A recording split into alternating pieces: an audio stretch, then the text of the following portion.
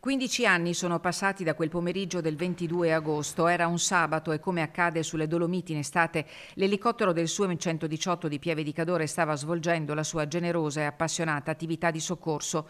L'ultima missione, un volo di ricognizione sopra Rio Gere, alle pendici del Monte Cristallo.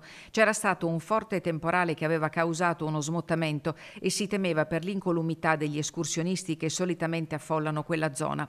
Dalla piazzola del Codivilla di Cortina, Falco decollò alle 14:32 per dirigersi nella zona di Rio Gere. Gli ultimi contatti via radio vennero intrattenuti per poco meno di una mezz'ora. Poi fu un escursionista che si trovava poco distante a chiamare il 118 per riferire di avere sentito il rumore di un elicottero, poi un tonfo forte.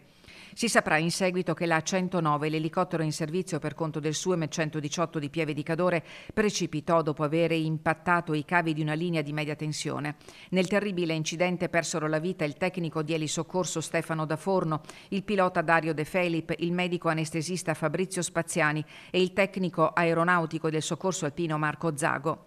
I loro nomi sono rimasti scolpiti per sempre sulla roccia delle nostre montagne, scrive il presidente della Regione Veneto, che dopo 15 anni sottolinea ancora una volta la necessità di varare una chiara norma nazionale sugli ostacoli al volo anche in territorio montano.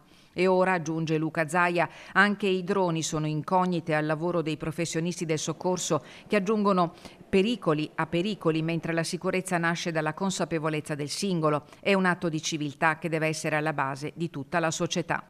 Una santa messa alle 16 al Capitello di Rio Gere, poi a Cortina alle 20:30 nella Sala Comunale della Cultura la proiezione del film sulla tragedia della Marmolada. Così il 22 agosto l'ULSS Dolomiti con il Soccorso Alpino Veneto e la parrocchia di Cortina commemoreranno Stefano, Dario, Fabrizio e Marco, angeli in terra e in cielo, e si stringeranno alle loro famiglie, cui giungerà l'abbraccio di tutta la comunità che da decenni attende un segnale deciso dallo Stato perché tragedie come quella di 15 anni fa non accadano mai più.